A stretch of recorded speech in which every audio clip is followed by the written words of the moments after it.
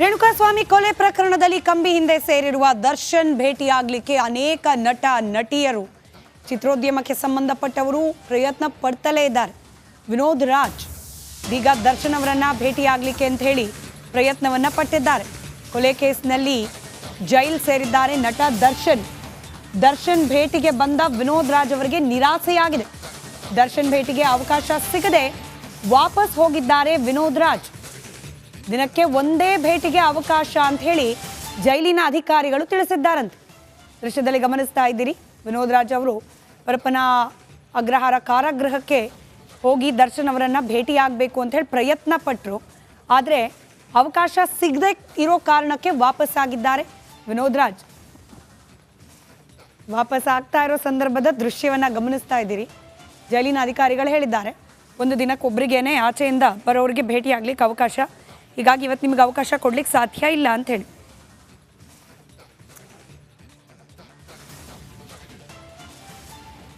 ಒಂದು ದಿವಸಕ್ಕೆ ಒಂದೇ ಭೇಟಿ ಅಂತ ಹೇಳಿದ್ದಾರೆ. ಮಧ್ಯಾಹ್ನ ಯಾರು ಬರ್ತಾ ಇದ್ರೆ ಜೊತೆಲಿ ಮಧ್ಯಾಹ್ನ 1-2:30-3 ಗಂಟೆ ಹಂಗೆ ಭೇಟಿ ಮಾಡಕ್ಕೆ. ಈಗ ಭೇಟಿ ಸಾಧ್ಯ ಈಗ ಭೇಟಿ ಸಾಧ್ಯ ಆಗಲಿಲ್ಲ. ಮಧ್ಯಾಹ್ನ 3 ಗಂಟೆಗೆ 3 ಗಂಟೆ ತನಕ ವೆಯ್ಟ್ ಮಾಡಿಸಿ.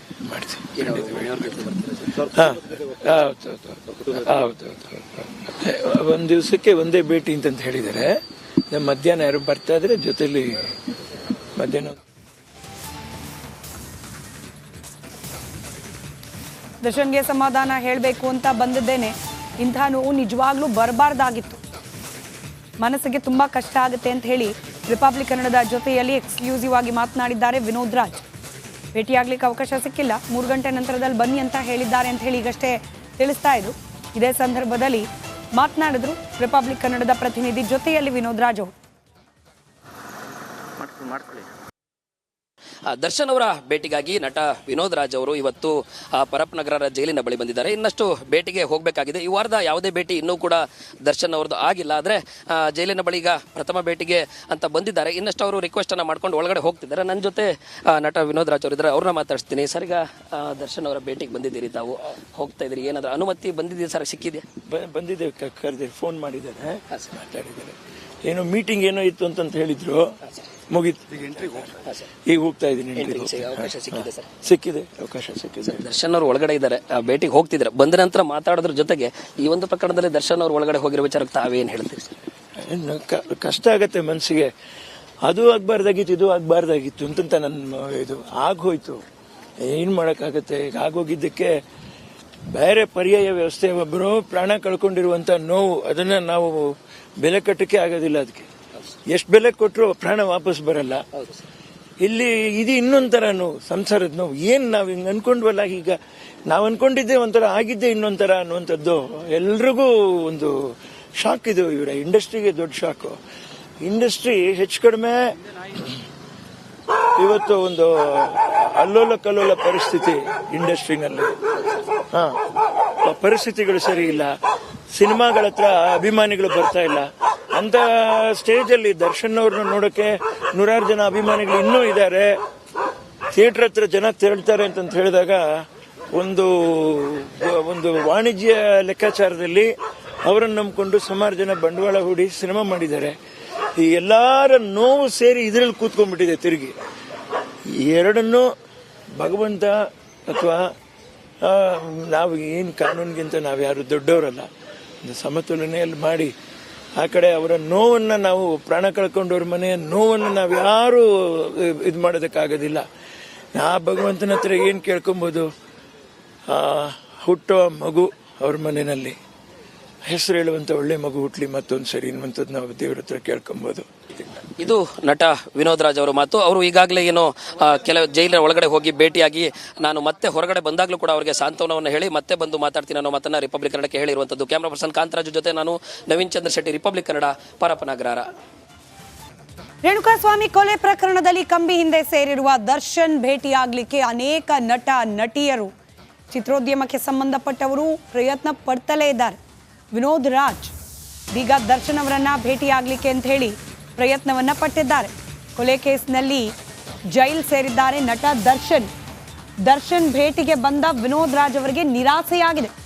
ದರ್ಶನ್ ಭೇಟಿಗೆ ಅವಕಾಶ ಸಿಗದೆ ವಾಪಸ್ ಹೋಗಿದ್ದಾರೆ ವಿನೋದ್ ರಾಜ್.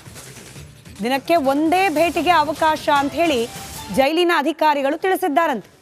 ದೃಶ್ಯದಲ್ಲಿ ಗಮನಿಸ್ತಾ ಇದ್ದೀರಿ, ವಿನೋದ್ ರಾಜ್ ಅವರು ಪರಪ್ಪನ ಅಗ್ರಹಾರ ಕಾರಾಗೃಹಕ್ಕೆ ಹೋಗಿ ದರ್ಶನ್ ಅವರನ್ನ ಭೇಟಿಯಾಗಬೇಕು ಅಂತ ಹೇಳಿ ಪ್ರಯತ್ನ ಪಟ್ಟರು. ಆದರೆ ಅವಕಾಶ ಸಿಗದೆ ಇರೋ ಕಾರಣಕ್ಕೆ ವಾಪಸ್ ಆಗಿದ್ದಾರೆ ವಿನೋದ್ ರಾಜ್. ವಾಪಸ್ ಆಗ್ತಾ ಇರೋ ಸಂದರ್ಭದ ದೃಶ್ಯವನ್ನ ಗಮನಿಸ್ತಾ ಇದ್ದೀರಿ. ಜೈಲಿನ ಅಧಿಕಾರಿಗಳು ಹೇಳಿದ್ದಾರೆ, ಒಂದು ದಿನಕ್ಕೊಬ್ಬರಿಗೇನೆ ಆಚೆಯಿಂದ ಬರೋರಿಗೆ ಭೇಟಿ ಆಗ್ಲಿಕ್ಕೆ ಅವಕಾಶ, ಹೀಗಾಗಿ ಇವತ್ತು ನಿಮ್ಗೆ ಅವಕಾಶ ಕೊಡ್ಲಿಕ್ಕೆ ಸಾಧ್ಯ ಇಲ್ಲ ಅಂತ ಹೇಳಿ.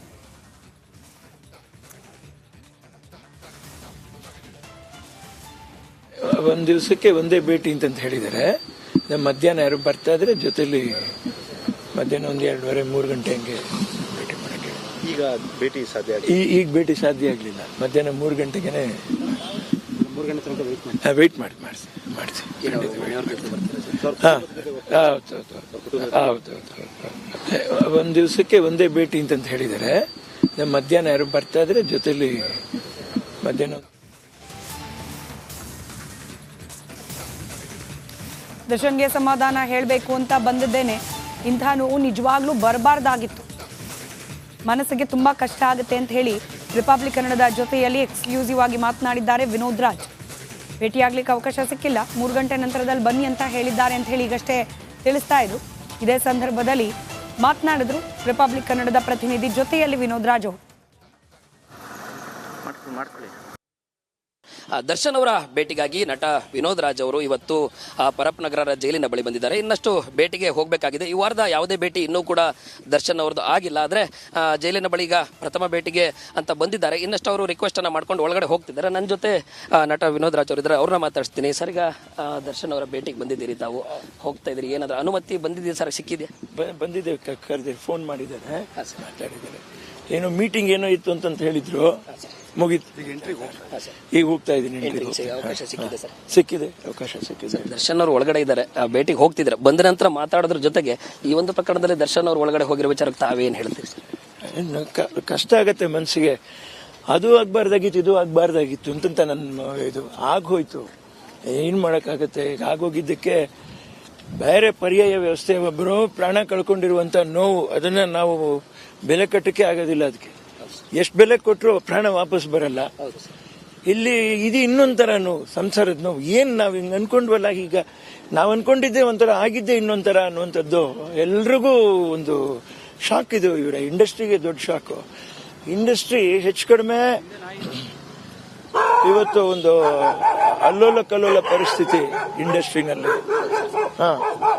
ಪರಿಸ್ಥಿತಿಗಳು ಸರಿ ಇಲ್ಲ, ಸಿನಿಮಾಗಳ ಹತ್ರ ಅಭಿಮಾನಿಗಳು ಬರ್ತಾ ಇಲ್ಲ. ಅಂತ ಸ್ಟೇಜ್ ಅಲ್ಲಿ ದರ್ಶನ್ ಅವ್ರನ್ನ ನೋಡಕ್ಕೆ 100 ಜನ ಅಭಿಮಾನಿಗಳು ಇನ್ನೂ ಇದ್ದಾರೆ. ಥಿಯೇಟರ್ ಹತ್ರ ಜನ ತೆರಳ್ತಾರೆ ಅಂತ ಹೇಳಿದಾಗ ಒಂದು ವಾಣಿಜ್ಯ ಲೆಕ್ಕಾಚಾರದಲ್ಲಿ ಅವರನ್ನು ನಂಬಿಕೊಂಡು ಸುಮಾರು ಜನ ಬಂಡವಾಳ ಹೂಡಿ ಸಿನಿಮಾ ಮಾಡಿದ್ದಾರೆ. ಈ ಎಲ್ಲಾರ ನೋವು ಸೇರಿ ಇದರಲ್ಲಿ ಕೂತ್ಕೊಂಡ್ಬಿಟ್ಟಿದೆ ತಿರುಗಿ. ಎರಡನ್ನೂ ಭಗವಂತ ಅಥವಾ ನಾವು ಏನು ಕಾನೂನಿಗಿಂತ ನಾವು ಯಾರು ದೊಡ್ಡವರಲ್ಲ, ಒಂದು ಸಮತೋಲನೆಯಲ್ಲಿ ಮಾಡಿ ಆ ಕಡೆ ಅವರ ನೋವನ್ನ, ನಾವು ಪ್ರಾಣ ಕಳ್ಕೊಂಡವ್ರ ಮನೆಯ ನೋವನ್ನು ನಾವು ಯಾರು ಇದು ಮಾಡೋದಕ್ಕಾಗೋದಿಲ್ಲ. ಆ ಭಗವಂತನ ಹತ್ರ ಏನು ಕೇಳ್ಕೊಬೋದು? ಹುಟ್ಟೋ ಮಗು ಅವ್ರ ಮನೆಯಲ್ಲಿ ಹೆಸರು ಹೇಳುವಂತ ಒಳ್ಳೆ ಮಗು ಹುಟ್ಲಿ ಮತ್ತೊಂದು ಸರಿ ಅನ್ನುವಂಥದ್ದು ನಾವು ದೇವ್ರ ಹತ್ರ ಕೇಳ್ಕೊಬಹುದು. ಇದು ನಟ ವಿನೋದ್ ರಾಜ್ ಅವರ ಮಾತು. ಅವರು ಈಗಾಗಲೇ ಏನೋ ಕೆಲವು ಜೈಲಿನ ಒಳಗಡೆ ಹೋಗಿ ಭೇಟಿಯಾಗಿ ನಾನು ಮತ್ತೆ ಹೊರಗಡೆ ಬಂದಾಗಲೂ ಕೂಡ ಅವರಿಗೆ ಸಾಂತ್ವನವನ್ನು ಹೇಳಿ ಮತ್ತೆ ಬಂದು ಮಾತಾಡ್ತೀನಿ ಅನ್ನೋ ಮಾತನ್ನ ರಿಪಬ್ಲಿಕ್ ಕನ್ನಡಕ್ಕೆ ಹೇಳಿರುವಂತದ್ದು. ಕ್ಯಾಮರಾ ಪರ್ಸನ್ ಕಾಂತರಾಜು ಜೊತೆ ನಾನು ನವೀನ್ ಚಂದ್ರ ಶೆಟ್ಟಿ, ರಿಪಬ್ಲಿಕ್ ಕನ್ನಡ, ಪರಪ್ಪನಗರ.